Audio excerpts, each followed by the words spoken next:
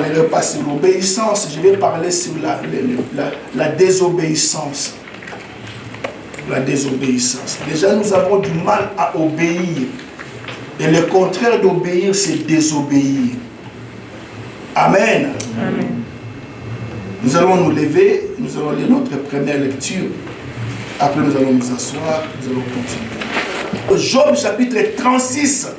Qu'est-ce que j'ai dit? 36, pas 35. 36, 11 à 12.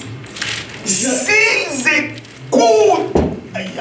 S'ils écoutent. Oui, s'ils écoutent. Et se soumettent. Non seulement écouter, mais se soumettre. Alléluia. Amen. Oh Église, alléluia. Soyez vraiment avec moi. Je vous promets, je ne serai pas très long. J'aimerais vous laisser vous reposer un peu. Alléluia. Faites un effort. Faites vraiment un effort. Alléluia. Amen. Il ne me reste pas grand-chose. S'ils écoutent. S'ils écoutent. Et se soumettent. Et se soumettent. Ils achèvent leur jour. Ils achèvent leur jour. Dans le bonheur. Dans le bonheur. Leurs années. Et leurs années. Dans la joie. Dans la joie. Verset 12. Mais s'ils n'écoutent pas. S'ils n'écoutent pas. Ils périssent. Ils périssent par la... Ici on parle de peuple de Dieu, pas les païens. Pas les païens. S'ils n'écoutent pas. En fait, le problème des chrétiens, c'est d'écouter. C'est d'écouter. Alléluia. Amen. Donc, ici dans ce verset, le bonheur et la joie dépendent de la façon dont nous écoutons la voix de Dieu. Amen. Alléluia. Amen. Alléluia. Amen. Donc, maman Doriane, Dieu ne fait exception de personne. Pourquoi les uns sont bénis et les autres ne le sont pas? Alléluia. Non, le problème, non. Dieu ne fait exception de personne. Que tu sois blanc ou que tu sois noir. Le problème, c'est d'écouter. Amen. C'est d'écouter. S'ils écoutent et se soumettent, ils vont achever leur jour dans le bonheur. Dans le bonheur. Et leurs années dans la joie. Parole de vie, nous pouvons nous asseoir. Version parole de vie. S'ils écoutent et obéissent à Dieu. Ah! Vous voyez parole de vie maintenant, pas de l'obéissance. Vous voyez Église? Vous voyez Église? Vous voyez pourquoi je vous lis la version parole de vie? Vous savez Église, le diable que nous craignons beaucoup plus que Dieu ne peut jamais te toucher. Alléluia. À moins que tu lui donnes l'accès.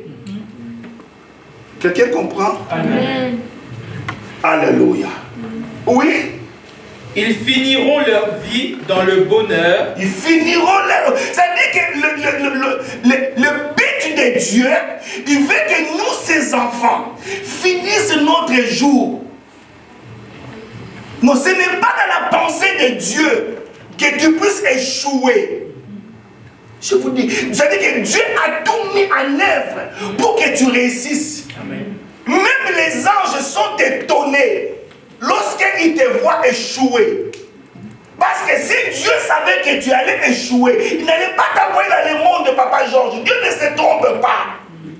Quand les doigts de Dieu étaient pointés vers Moïse, Dieu savait que Moïse bégayait. Il pouvait choisir Aaron qui parlait mieux.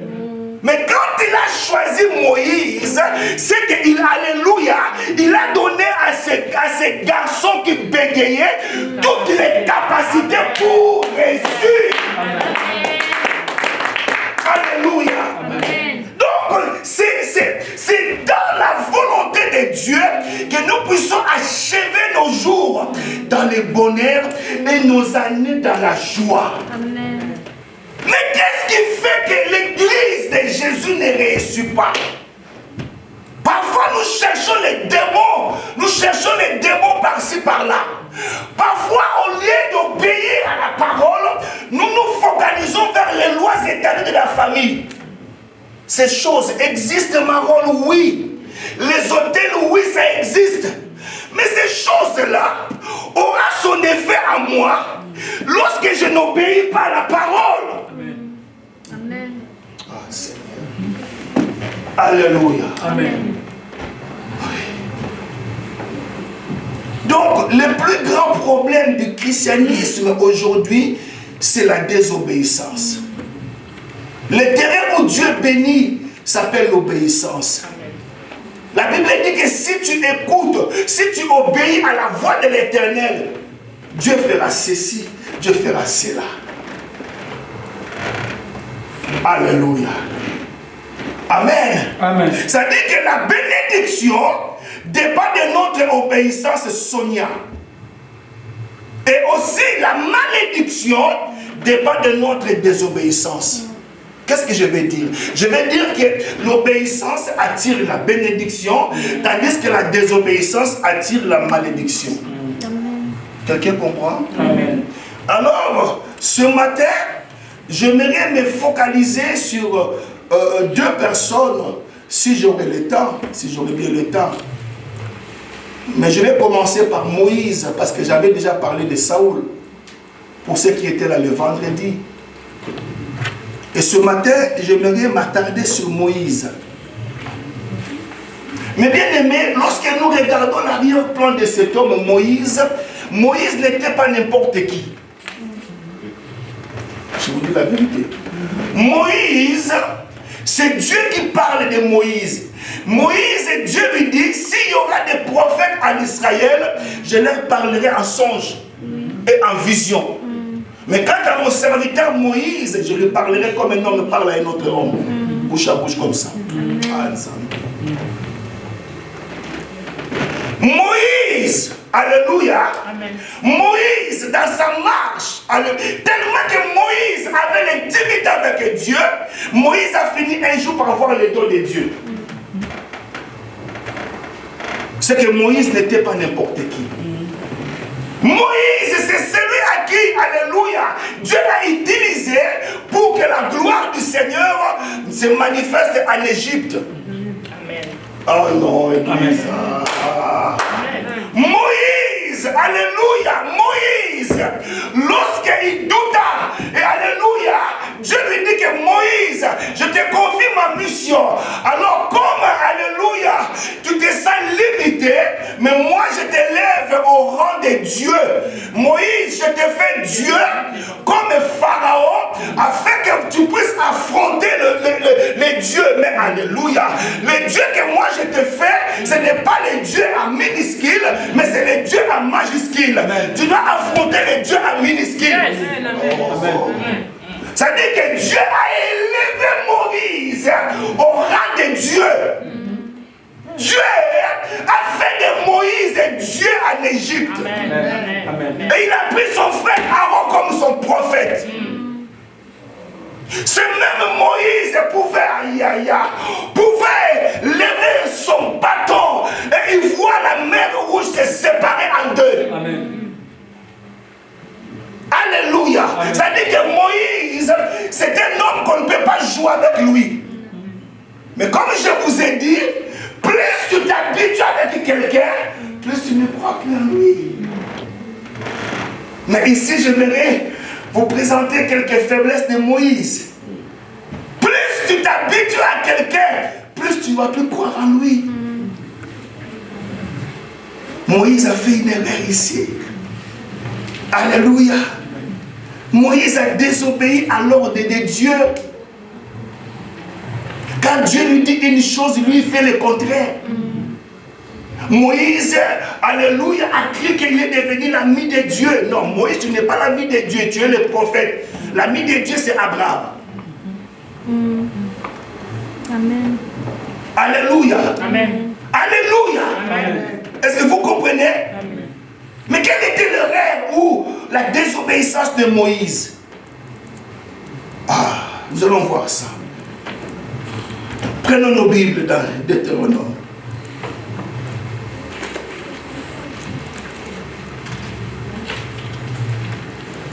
Deutéronome chapitre 32.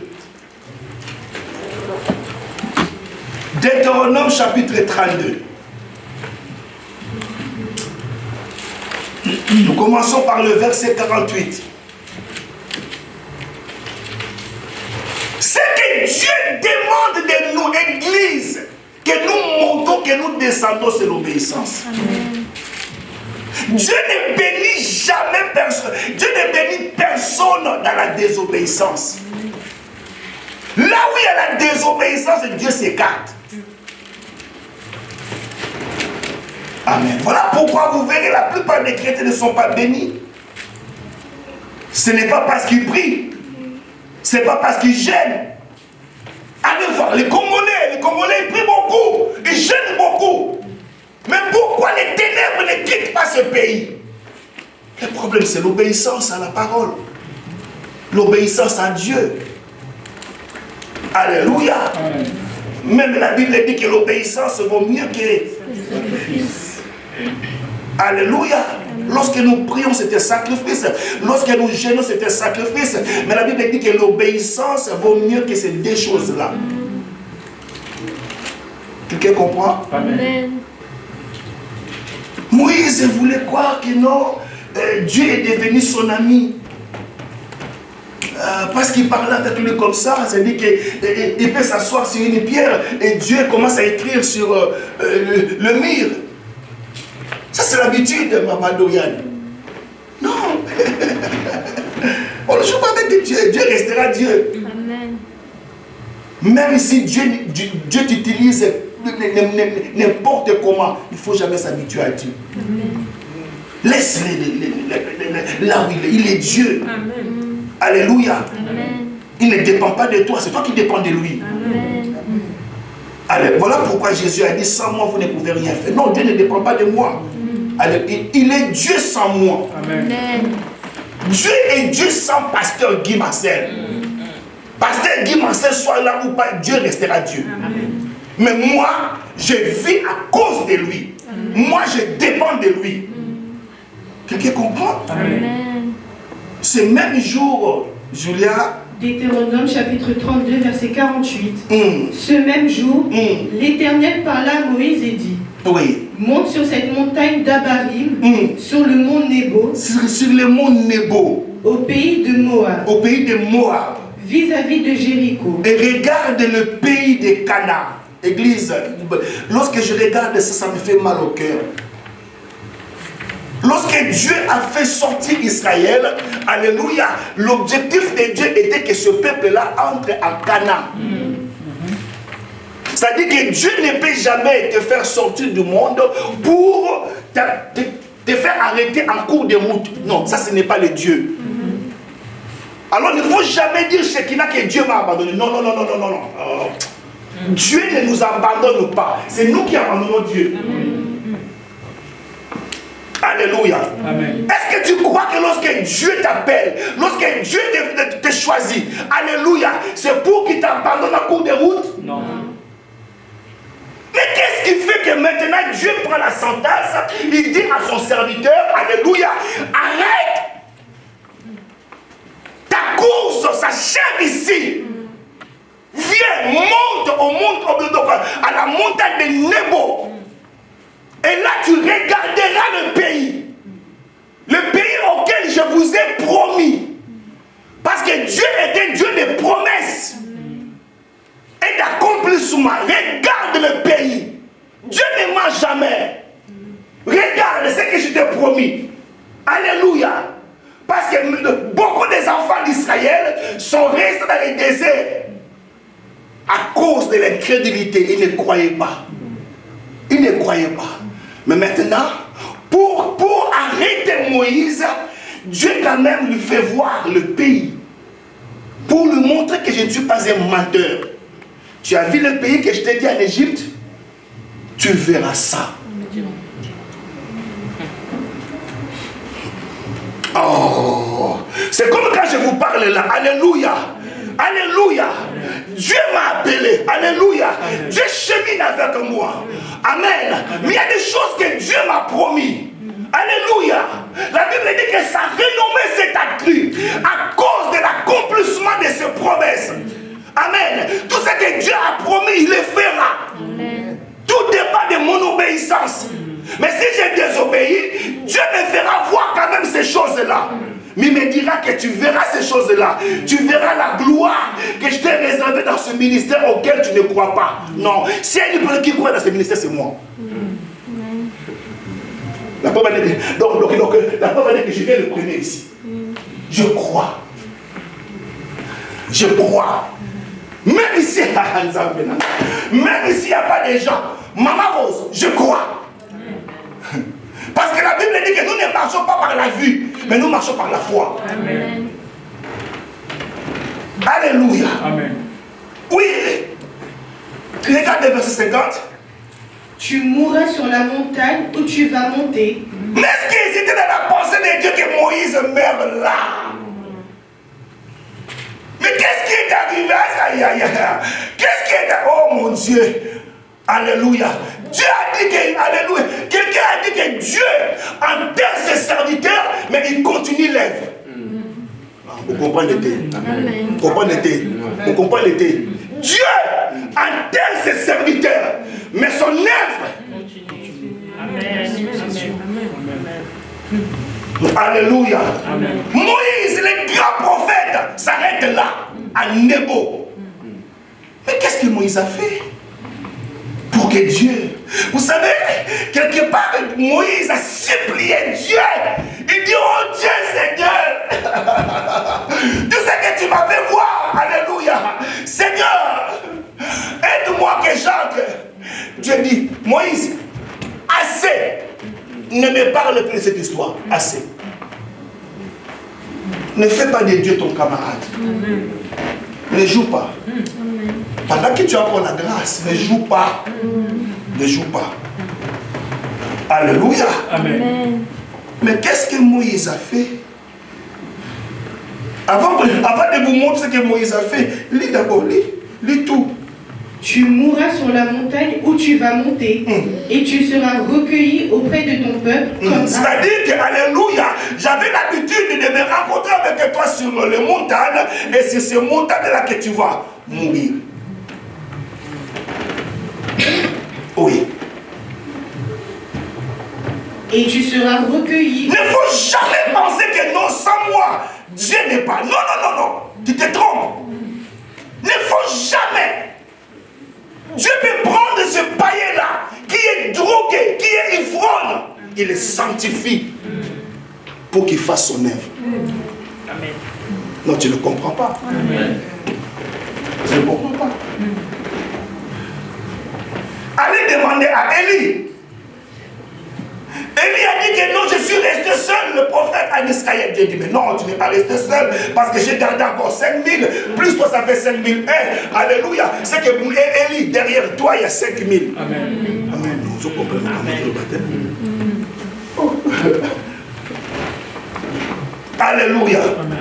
Ça veut dire que non, tu ne comprends pas. Quand Dieu appelle quelqu'un, il est loin. Alléluia. Ça veut dire que Dieu prépare 5000 personnes en réserve. 5000. Le jour où cet homme-là, alléluia, non. Est-ce que vous savez que, donc, tellement que le peuple croyait à Moïse, alléluia, le peuple croyait que non, le jour où Moïse ne sera pas là, et tout ça s'arrête. Non, le Kouta. Le Kouta. Qui te dit ça? Moïse n'était plus, mais Dieu suscita. Josué. Je parle de Josué. Amen. Amen. Continue, ma soeur. Et tu seras recueilli auprès de ton peuple comme Aaron, ton frère, est mort sur la montagne de Hor. Comme Aaron, ton frère. Alléluia. Mais maintenant, qu'est-ce que Moïse a fait pour que Dieu soit si dur envers lui? Qu'est-ce que Moïse a fait? Nombre chapitre 20. Nombre chapitre 20. J'aime comment la désobéissance. Non, dis-la encore, mais dis la désobéissance.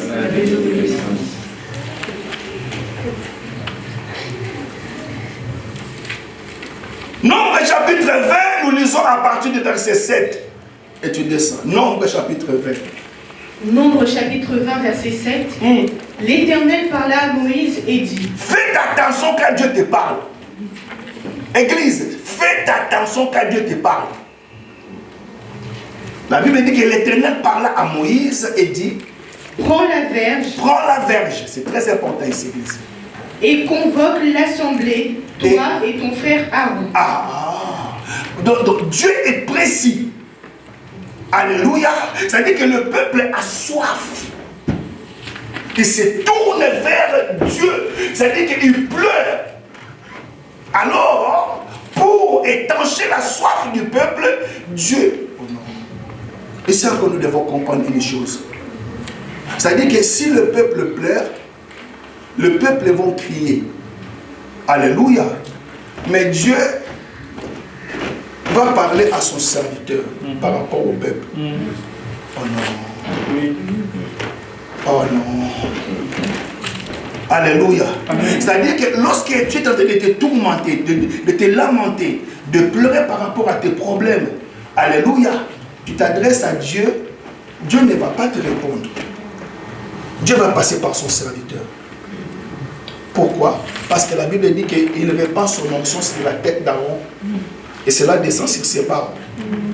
Israël en bénéficie. Vous êtes d'accord avec moi? Amen. La Bible dit que confiez-vous à l'Éternel, vous serez affermis. Et à ses serviteurs, les prophètes, vous réussirez.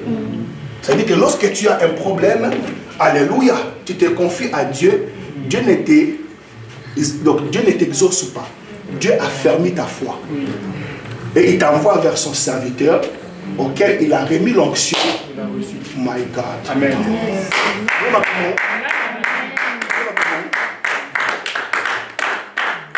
Alléluia. Amen. Alléluia. Amen. Voilà pourquoi lorsque tu méprises l'homme de Dieu, son onction ne peut pas agir dans ta vie. C'est-à-dire que la réussite du peuple de Dieu, Dieu l'a confiée à son serviteur. Amen. Confiez-vous à ses serviteurs, les prophètes, et vous réussirez. Mais lorsqu'on se confie à Dieu, Dieu nous a fermés. Dieu nous rend forts. Mais il nous envoie vers son serviteur. Amen. Et quand le serviteur priera pour toi, tu es guéri. L'onction est libérée. La vérité, Amen. Amen. Amen. Amen. Mais si tu t'habitues avec l'onction de l'homme de Dieu, l'onction ne va plus opérer. Est-ce que vous comprenez? Amen. Le peuple avait un besoin. Alléluia. Amen. Et Dieu maintenant, parce que Dieu est un Dieu d'ordre, Dieu appelle son serviteur, il dit, Moïse, je vais me manifester au milieu de mon peuple. C'est-à-dire que je n'ai pas fait sortir ce peuple pour qu'il meure au désert. Mais là encore, et souvenez-vous, ici c'est la deuxième fois qu'ils ont besoin. Alors j'aimerais dire à quelqu'un, dans notre marche avec Dieu, Papa Georges, tu auras toujours besoin de Dieu. Amen. C'est-à-dire que les épreuves d'hier et les qui? Monsieur Zozelayo. Alléluia. Amen. Vous savez, les combats que j'ai menés à Néhi, ça n'a rien à voir avec chancellement. Ça n'a rien à voir. Ça n'a rien à voir. Les épreuves d'hier sont passées. Donc, Papa Guy, tu auras toujours besoin de Jésus. Amen. Toujours. Amen. Amen. Alors, ça dit que ici maintenant,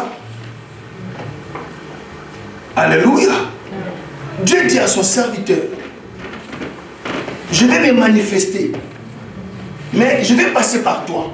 Fais ma revienne.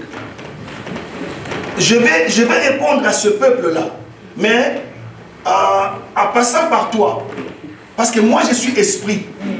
Toi tu es esprit mais dans un corps. Donc tu es en train de me représenter. Alors c'est moi qui va me manifester mais en toi. Alors je t'ai remis quelque chose. C'est-à-dire que, pas je t'ai remis, la chose que tu es venu à la montagne, je l'ai moins. Alléluia. Au fait, lorsque Dieu nous appelle, Dieu ne nous donne pas. C'est ce que nous ramenons vers lui, que lui, il oint. Ah, vous comprenez? Alléluia. C'est-à-dire que ça peut être l'éloquence.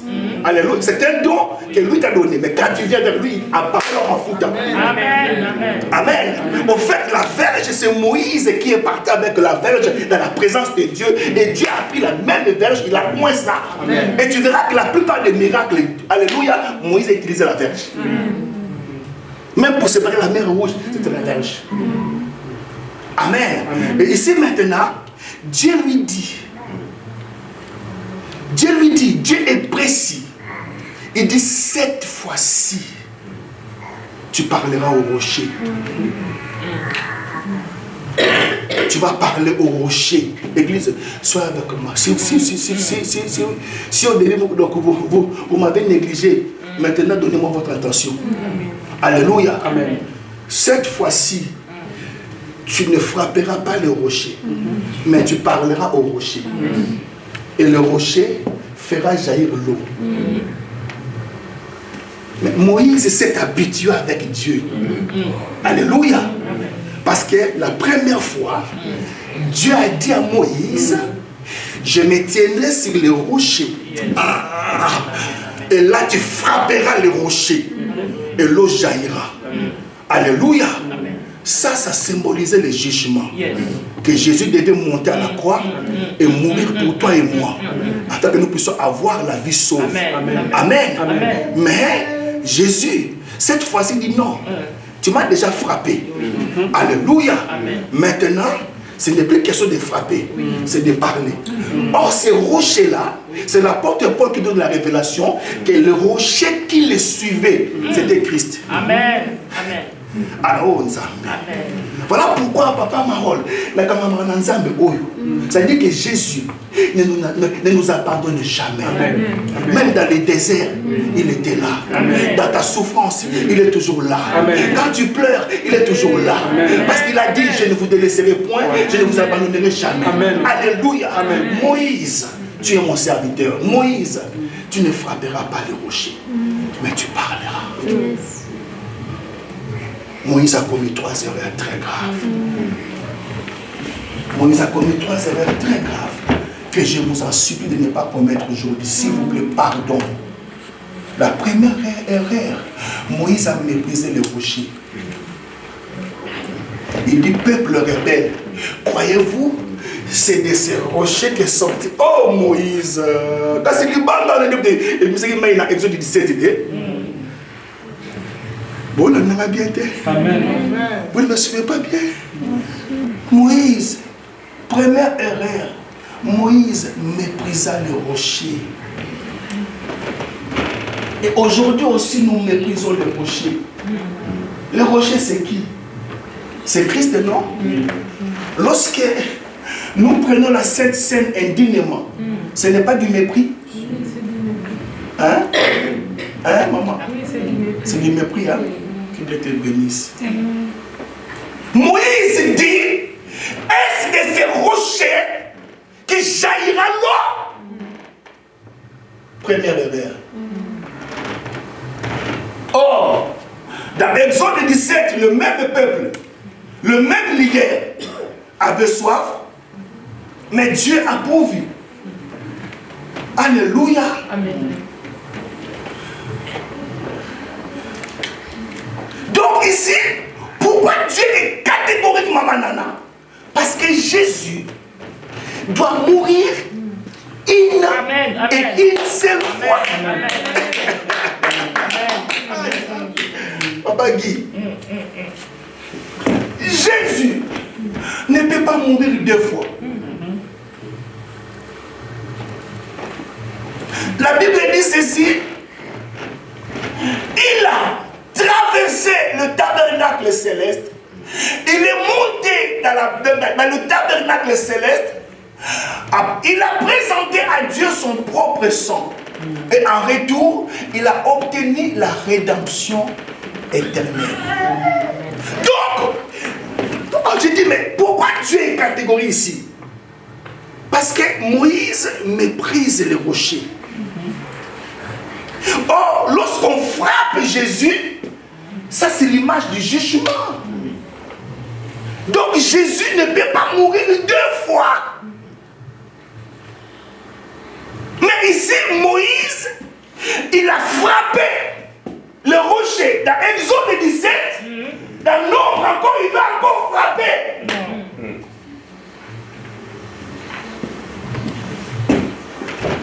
Mais ce qui est bizarre, Maman Rose, quand même l'eau est sortie.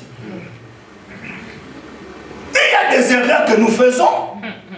Mais Dieu agit non à cause de Guy Marcel, mais à cause de son peuple. Amen. Amen. Amen. Alléluia. Amen. Moïse a commis une erreur grave. Mais quand même l'eau est sortie du rocher. Dieu a dit, ce peuple-là, c'est moi qui les ai fait sortir. Ils ont soif. Ils vont boire. Mais toi, tu as un problème avec moi. Quelqu'un comprend? Amen. Alléluia. Deuxième erreur, écrivez ça. Deuxième erreur que Moïse a fait. Moïse a frappé le rocher 2 fois. Ta, ta. Au lieu de parler. Ça veut dire quoi? Ça veut dire quoi?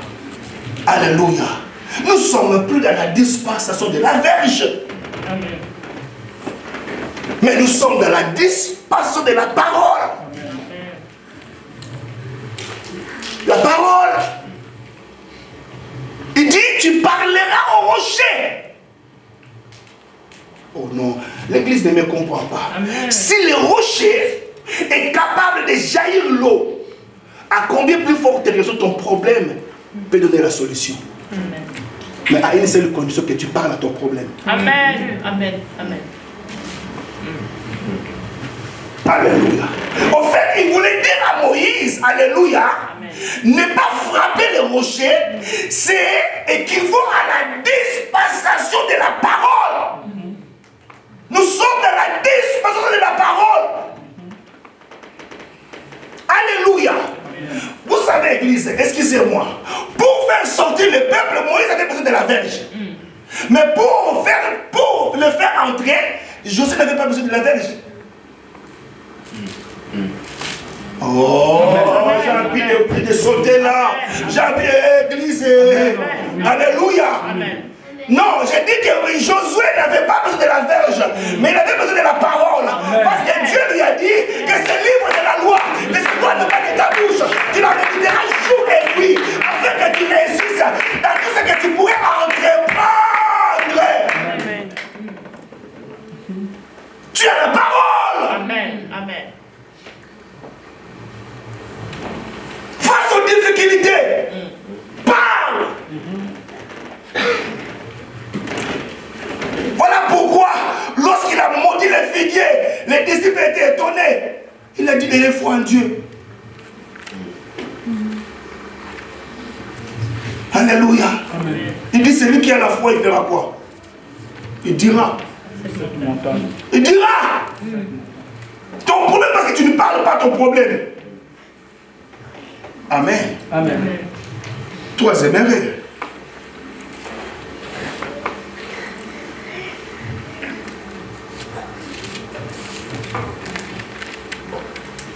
Troisième erreur que Moïse a fait, c'est l'incrédulité. L'incrédulité. Dis avec moi l'incrédulité.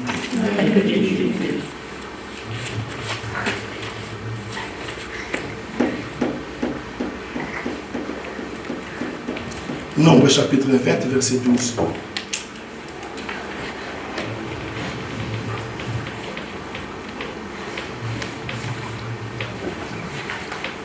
Dis à quoi l'incrédulité. L'incrédulité.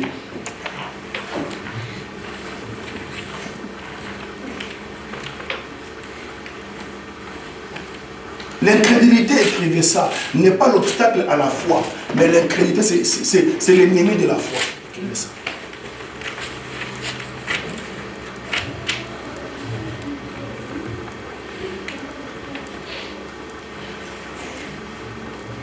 Dans une église où on ne croit pas, Dieu ne fera rien.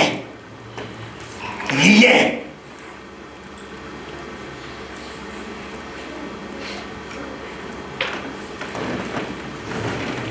que c'est Moïse qui pouvait douter de Dieu? Est-ce que c'est Moïse qui pouvait vraiment douter de Dieu? Moïse, est-ce que c'est vraiment Moïse? Non. Mais lisez-moi le verset 12, Maman Julia. Nombre chapitre 20, verset 12. Alors l'Éternel dit à Moïse et à Aaron, parce que vous n'avez pas cru en moi pour me sanctifier aux yeux des enfants d'Israël. Mais c'est grave ici. C'est gravissime. Alléluia.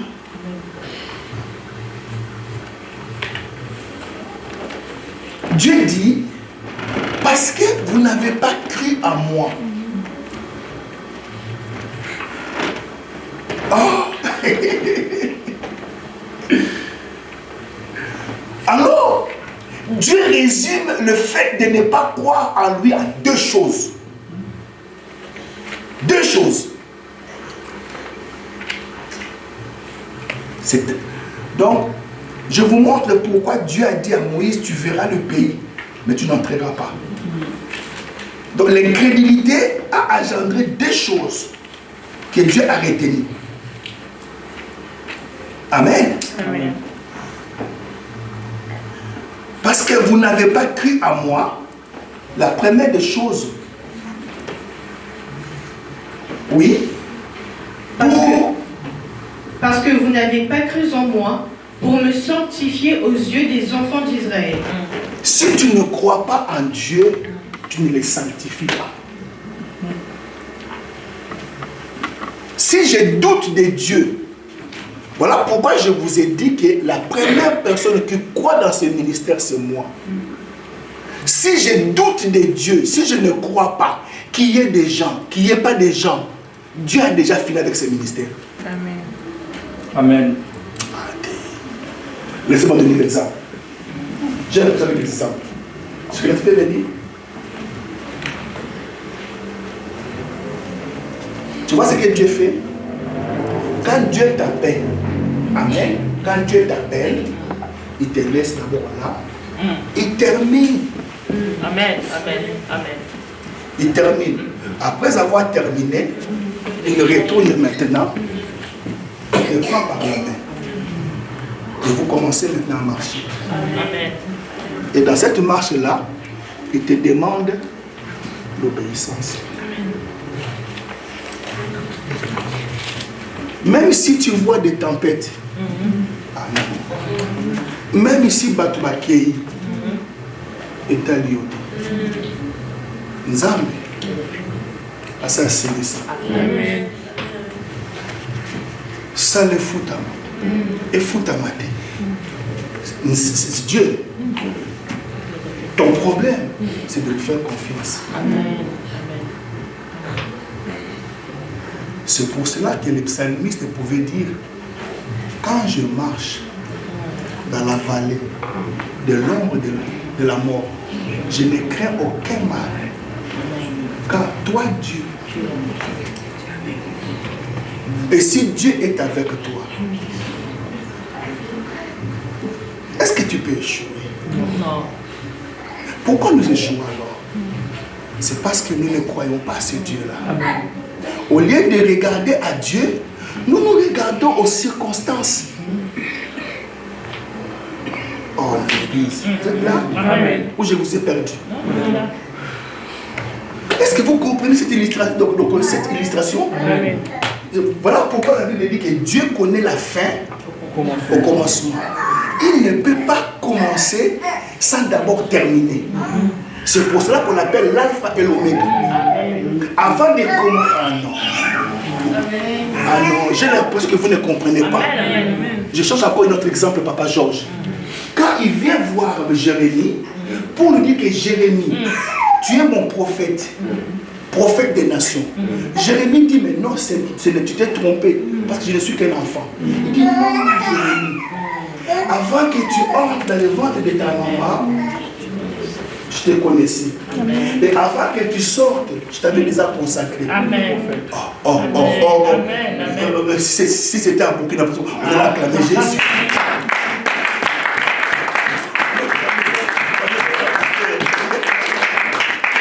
C'est profond, Papa Georges, c'est profond. Alléluia. Mais quand est-ce que Dieu avait déjà consacrer ce petit-là prophète des nations. Mais regarde maintenant ce qu'il lui dit. Il lui dit que non, je prends ma parole, je le mets dans ta bouche. Pour faire quoi avec cette parole? Parce qu'il sait qu'il y aura des obstacles. Oui. Mais avec les obstacles là, tu n'as qu'à utiliser. Merci. Quelque part, il dit à Jérémie, ma parole dans ta bouche, c'est comme le feu. Ma parole dans ta bouche, c'est comme le marteau. Amen. Amen. Ça veut dire que lorsque tu rencontres des obstacles, tu dois croire que Dieu a déjà fini avec toi. Amen. Quand je parle déjà fini avec toi, tu n'as pas à regarder que oh non, mes amis ont des copains. Amen. Alléluia. Amen. Non, mais je suis sérieux. Alléluia. Parce que Dieu dit, je connais les projets que j'ai formulés pour vous. Ce n'est pas un projet de malheur, c'est un projet de bonheur et de paix, afin de vous donner un avenir et de l'espérance. Ça veut dire que toi, tu n'as qu'à faire confiance à ce Dieu-là.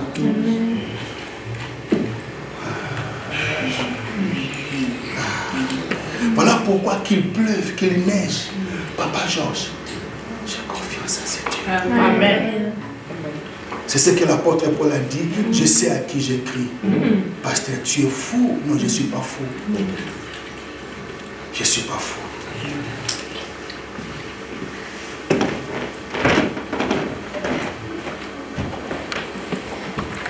Voilà pourquoi je vous ai présenté le reproche de Dieu. Nous attristons le Saint-Esprit lorsque nous ne croyons pas à sa puissance. Au lieu d'apporter le regard sur le rocher, nous voyons l'homme.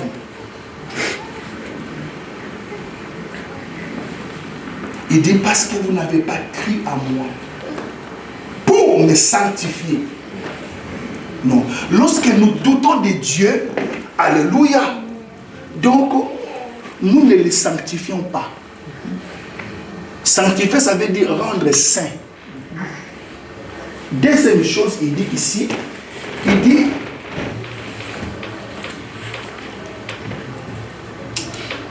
oui, pour me sanctifier aux yeux des enfants d'Israël, vous ne ferez point entrer cette assemblée dans le pays que je lui donne. Oui, nous sommes au chapitre 20, non? Parce que vous n'avez pas cru à moi pour me sanctifier. Alléluia. Amen. Et vous ne ferez point entrer cette assemblée dans le pays que je lui ai donné. L'incrédulité. L'incrédulité. Je crois que j'ai fini ma préoccupation, frère Marron.